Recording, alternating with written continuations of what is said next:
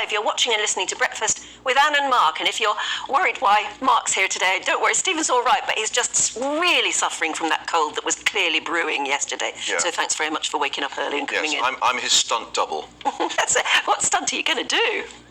All right, well, we'll put that to you later. Yeah. Stay with us for the next 3 hours and we'll see. We'll find out something. Yeah, well, you can get in touch, gbnews.uk. You might have a good idea. Shall we have a look through the papers this morning? And they're a bit late coming to us, I'm afraid, but I think we've got a few front pages for you. The Sunday Times, of course, focusing on England's heart-wrenching defeat to France in the World Cup. That was last night.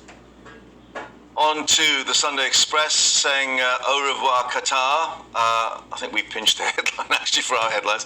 England losing against France in that quarter-final of the World Cup. And also saying Christmas strikes that cost £4 billion. If they happen, let's cross fingers. The Sun on Sunday expresses Harry's pain as they, of course, crash out of Qatar. Trying to hide himself inside his shirt. I noticed they were all doing that. I've got to ask her about that a bit later on. In the Telegraph, Sunday Telegraph, England's defeat makes the headlines again, while the attention also drawn to Labour's commitment to taking on the health unions, holding back the NHS. Where's Streeting talking about that? Interesting take on it in the Observer then, saying that health unions could suspend industrial strikes if ministers agree to serious discussions over pay. But they're not happening yet. Anyway, let's go through all those papers in more detail. Joining us this morning, editor of Spiked Online, Tom Slater, and also anthropologist and broadcaster, Marianne O'Holder. Thank you very much for being with us. Thanks for having us. Especially as you've got no papers yet. No, but you've been able to, there's one obvious. No pressure. There's sort of one obvious big story, isn't there, Tom? And that's what happened last night. England sort of limping home again. Yes, so we're going home, football isn't, is the opening line from Josh Clancy's piece in the Sunday Times. And I think this piece, which I've read online at least, very well captures the kind of sense of this is a team that's improved so much. He talks about the team that Southgate inherited in 2016, which was really a bit of a nadir, and now there's that sense that there's so much strength in the team, that they're so dependable, they've come so far, and yet that extra bit of greatness is just not necessarily there. Taking a penalty. Yeah, exactly. Or even Harry, who's very dependable from penalties. Yeah.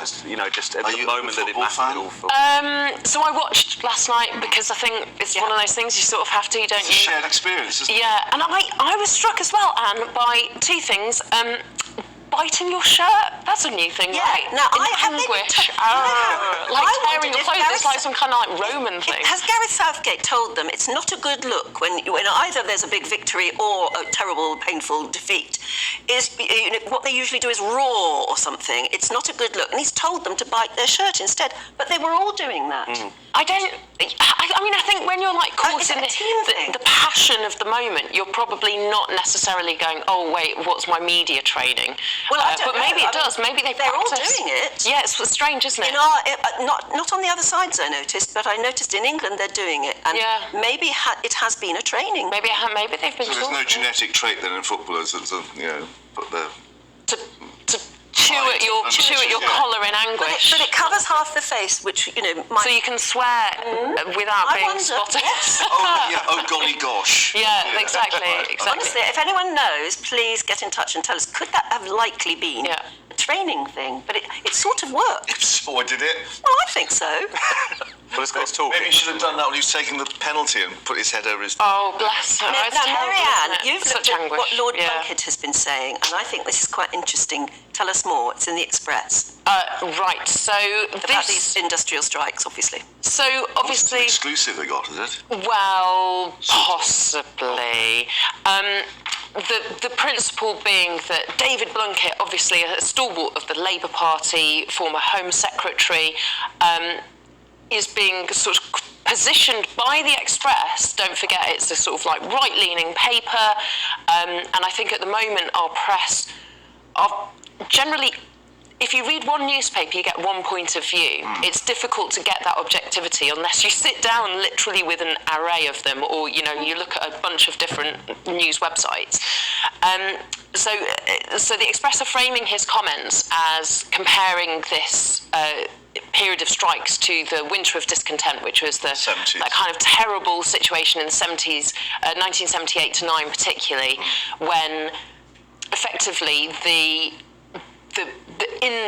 instability and imbalance of power between the unions and government and working people trying to get on with their lives was such that when political historians look at it, they go, well, that's why the Tories came into power. Yeah, absolutely. Exactly. Yeah. Because they just weren't able to sort of find ground and move forwards with it. Even when they're asking the unions for pay constraint and pay deals and so on. Yeah, exactly. But the question is we've actually had 12 years of Tory rule now, coming up to 13. So it is very different because, I mean, from my perspective, one of the reasons we're in this situation is because we've had 13 years of that kind of austerity, that mindset where public services should be cut to the bone. And this is what you reap when you've sown those seeds. It's still very sensitive because we see Sunak at Prime Minister's questions time and time again going at them about the paymasters, i.e. trying to keep that narrative going about the unions backing Labour financially and getting that message back into the public arena.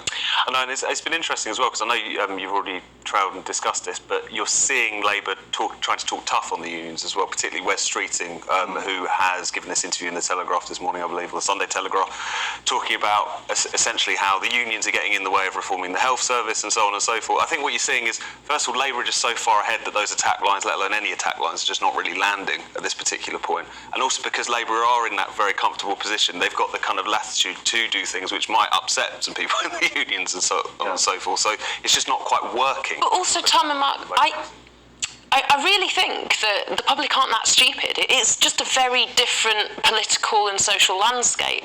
The unions don't have the power that they did in the 70s. Well, we thought so, but they seem to be, bringing a lot of things to a standstill. I think people are kind of. They're a bit more savvy though, because the members of the unions are the people watching this channel now. They're not this other thing where unions are doing things to us, the public. We, the public, in our context as workers, are members of those unions going, hang on a minute, I can't afford, I go around my supermarket and I choose what I do or don't put in my shopping trolley because of the prices and because my pay is not meeting, keeping up with inflation. And now, we got hand claps on the doorsteps a couple of years back. But it doesn't pay for the sausages. What do we get now? You've got astonishing critical underfunding and services are crumbling, and people are the most fragile part of that system. Tom, what is the observers looking at the same situation, obviously, with a slightly different take? Yes, and talking about the fact that the RCN, the Royal College of Nurses, have suggested that they could pause their planned strikes if the Health Secretary, Stephen Barclay, comes around the table, and just essentially suggesting that the deal that has been offered in Scotland, where there's essentially kind of pay rises somewhere between 5% and 10%, depending on your particular grade, being offered, could be the sort of thing that would lead these historic strikes, first time in the RCN's history, I believe, to be called off. And just pointing out that there hasn't really been any negotiation so far. I think they're saying 5 attempts they've made to get meaningful negotiations, even though Barclay's saying our door is open. But they're saying, well, the door might be open, but there's nothing happening when we're going through that. Negotiate. They've met twice, and apparently each time he's only wanted to talk about how the health service can be improved, etc., rather than talking about the issue that I think on both sides that's not good enough for us, the British public, is it? It's outrageous. And the truth is, it's kind of... It's just a really backward way of trying to solve these problems that the Tory government are just appearing, or the current government apparently seeming to kind of just sit put and wait for the public to get to the end of our tether and go, you're ruining Christmas, stop it, go back to work, and there's not enough public support. I think there really is public support because head teachers, nurses, they don't strike willingly, as Tom pointed out. This is historic. Would you say, though, that obviously we dial back to what Rishi Sunak was saying during the leadership campaign about inflation, and if that becomes embedded in the economy, about how dangerous it is, and the government clearly seeing the pay round as being a danger for pushing inflation up ever higher, and therefore, as a political policy, they've got to try and keep a cap on it? I think if you're looking at attempting to keep pace with this kind of rapidly accelerating inflation, where you're like, okay, now we need a 15% pay rise, then obviously you're kind of adding fuel to that potentially dangerous fire.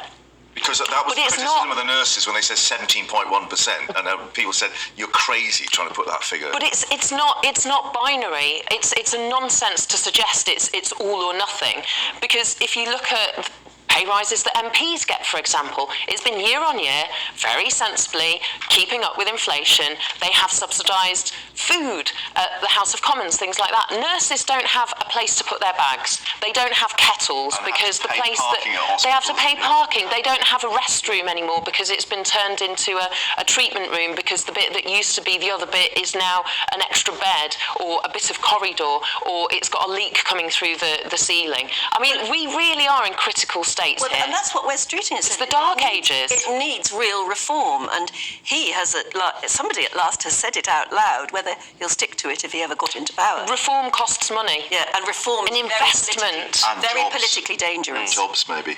Yeah. Well, not losing jobs though, but like creating jobs. Let's move on. Everybody can get in touch with what they think. To another thorny subject, and that's migration. You found a story about this in The Independent. So this falling care in asylum. Yes. So this is the. Sorry, let me find them. So this is the British Medical Association. Which is like the doctors' trade union. Exactly. Pointing out that there's an increasing body of evidence that shows that poor housing leads to very poor outcomes in terms of long-term physical and mental health, and that asylum seekers in hotels are suffering from an extreme lack of access to medical services. So things like pregnant women not being able to receive any kind of antenatal or maternity care. Children coming into asylum systems where they don't get any dental care, and so when they eventually see an emergency dentist, they're having to have their teeth removed. Right, this because they're not registered with a GP's practice because they actually haven't got a home address. Is that the problem? Because they're in this sort of strange grey area of not being quite here, not really, and so they don't exist in terms of. There needs to be specific provision. Meanwhile, for asylum seekers. Tom, you found a story about asylum seekers in hotels, same sort of group, could be very easily recruited by the wrong people. And another story about how they can kind of fall through the cracks in that sense. So counter-terror officials have raised this potential threat of extremist groups essentially preying on asylum seekers and refugees, and trying to kind of take advantage of the fact that, again, they're kind of in a particularly vulnerable situation. Hizb ut-Tahrir, the Islamist organisation, is particularly pointed out here, who have kind of set up gyms and centres and so on quite close to some of the migrant centres in a quite clear-cut attempt to recruit them effectively. But you kind of offer. Who's saying that? These are counter-terror officials in particular, and they're particularly in the southeast, I believe, who have said that this is a particular threat, and of course, Hizb ut-Tahrir is saying, of course, we're just here, we're setting up services that all the community can access, so on and so forth.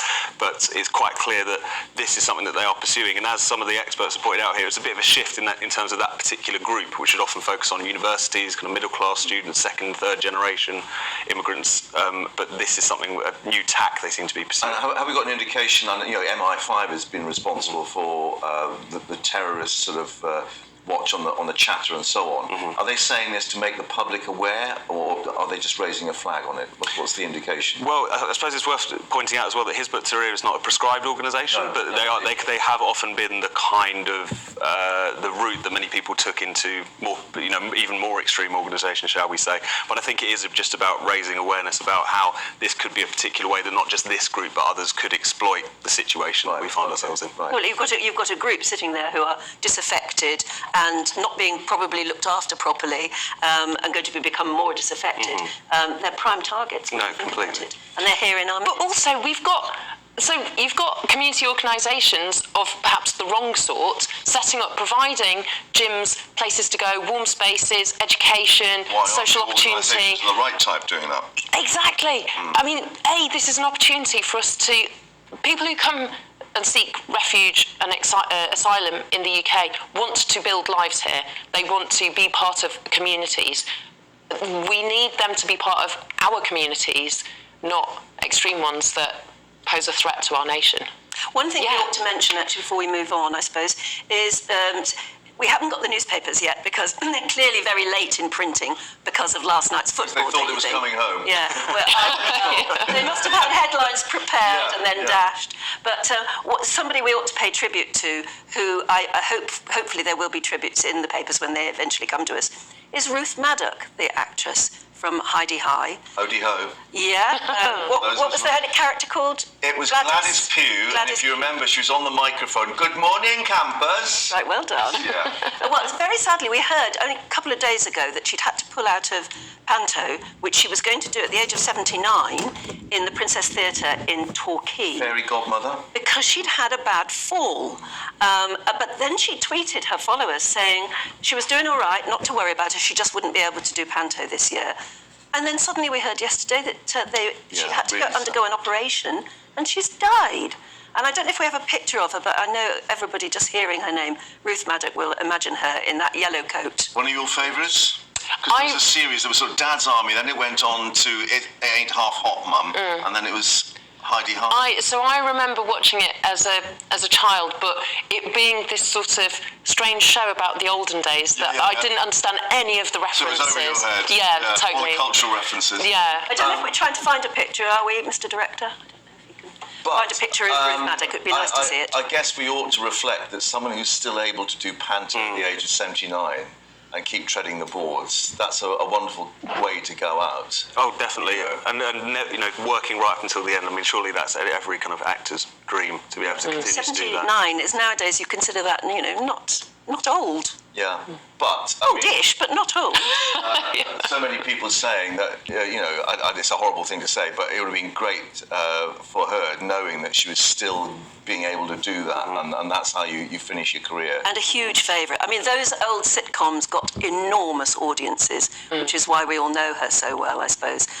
So it's a chance for a bit of nostalgia, I suppose, if you're watching at the moment, and you've got memories of Heidi High. Did you ever go to Panto to see Ruth Maddock perform? And are you down in Torquay? Were you actually hoping to go and see Ruth Maddock in the Panto there, where obviously they're having to... We understand they were just about to start rehearsals literally this weekend. They were the various people who were taking part were arriving in Torquay this weekend, getting together for first readings of the Panto. And goodness knows how they're going to replace her, because she's one of those people you might consider irreplaceable.